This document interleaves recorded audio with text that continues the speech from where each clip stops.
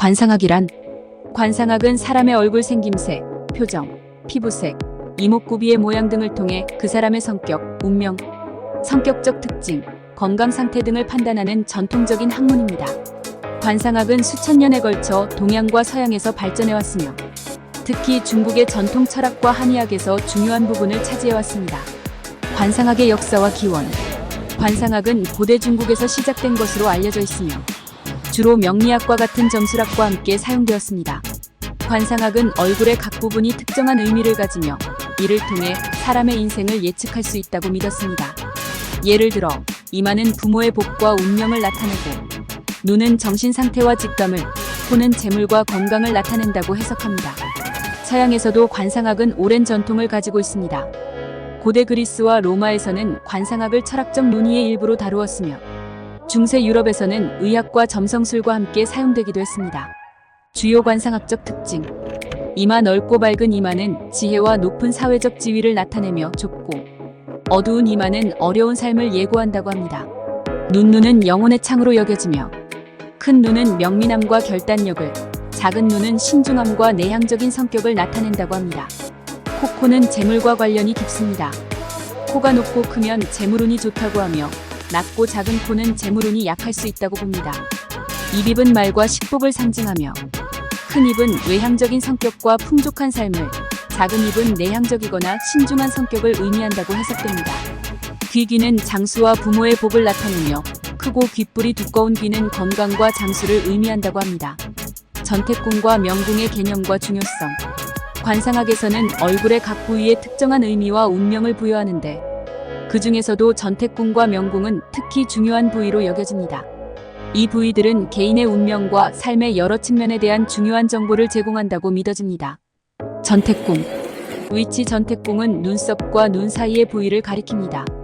눈썹의 시작 부분에서 콧부리 쪽으로 이어지는 이 부위는 전택이라는 말에서 알 수 있듯이 재산과 부동산의 운을 상징합니다. 의미. 전태궁이 밝고 깨끗하게 유지되면 이는 재산과 부동산에 대한 운이 좋다는 것을 의미합니다. 즉, 좋은 집에 살거나 재산을 모을 가능성이 크다고 봅니다. 반면에 이 부위가 어둡거나 흉터가 있으면 재산을 모으기 어렵거나 부동산 관련 문제를 겪을 수 있다는 해석이 나옵니다. 눈썹과 눈의 사이는 넓어야 좋습니다. 눈썹과 눈 사이가 푹 꺼져 있으면 단명합니다. 그러나 인당이 꺼져 있더라도 눈이 살아있으면 평균 이상은 삽니다. 눈빛이 좋아야 오래 살 수도 있습니다. 인당이 아무리 좋아도 눈빛이 시원찮으면 오래 살지 못합니다. 눈썹과 눈 사이가 넓어야 좋지만 너무 넓어도 황량하고 허허 벌판이라고 봅니다. 눈썹이 인당을 침범해서 인당이 좁으면 지혜가 부족하다고 합니다. 한마디로 밴댕이 속입니다. 관상법의 최고는 명궁인당을 보는 것입니다. 명궁. 위치. 명궁은 이마의 중앙, 양눈썹 사이에 위치한 부위를 가리킵니다. 이 부위는 흔히 인당이라고도 불리며 사람의 전체적인 운명과 인생의 방향을 결정하는 중요한 부분으로 여겨집니다. 의미. 명궁이 넓고 밝으며 잡티나 주름이 없으면 이는 그 사람의 운명이 순탄하며 좋은 기회를 만나 인생을 성공적으로 이끌 가능성이 크다고 해석됩니다. 반면에 명궁이 어두운 색을 띠거나 상처가 있으면 운명이 험난하고 어려움이 많을 수 있다고 봅니다. 눈썹과 눈의 사이는 넓어야 좋습니다. 눈썹과 눈 사이가 푹 꺼져 있으면 단명합니다. 그러나 인당이 꺼져 있더라도 눈이 살아있으면 평균 이상은 삽니다. 눈빛이 좋아야 오래 살 수도 있습니다. 인당이 아무리 좋아도 눈빛이 시원찮으면 오래 살지 못합니다. 눈썹과 눈 사이가 넓어야 좋지만 너무 넓어도 황량하고 허허 벌판이라고 봅니다. 눈썹이 인당을 침범해서 인당이 좁으면 지혜가 부족하다고 합니다. 한마디로 밴댕이 속입니다. 관상법의 최고는 명궁인당을 보는 것입니다. 관상학의 중요성.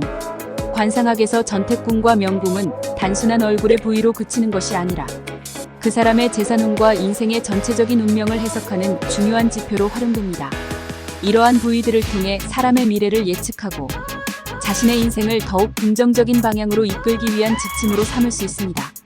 이러한 해석이 현대의 과학적 기준으로는 다소 신빙성이 떨어질 수 있지만 전통적인 관점에서 보면 사람들에게 자기 성찰의 기회를 제공하고 삶의 방향성을 잡는 데 도움을 줄 수 있습니다. 또한 관상학은 다른 사람과의 관계에서도 유용하게 쓰일 수 있습니다. 상대방의 얼굴을 통해 그들의 성격이나 인생을 파악하여 더욱 효과적인 소통과 이해를 이끌어낼 수 있습니다. 현대 관상학, 특히 개인의 성격 분석이나 운명 예측 등의 목적으로 여전히 사용되고 있습니다. 관상학은 단순히 운명을 예측하는 도구로 사용되기보다는 사람과의 소통과 이해를 돕는 하나의 방식으로도 활용될 수 있습니다. 얼굴을 통해 사람의 내면을 파악하고 그에 맞는 대화나 관계를 형성하는 데 도움을 줄 수 있습니다.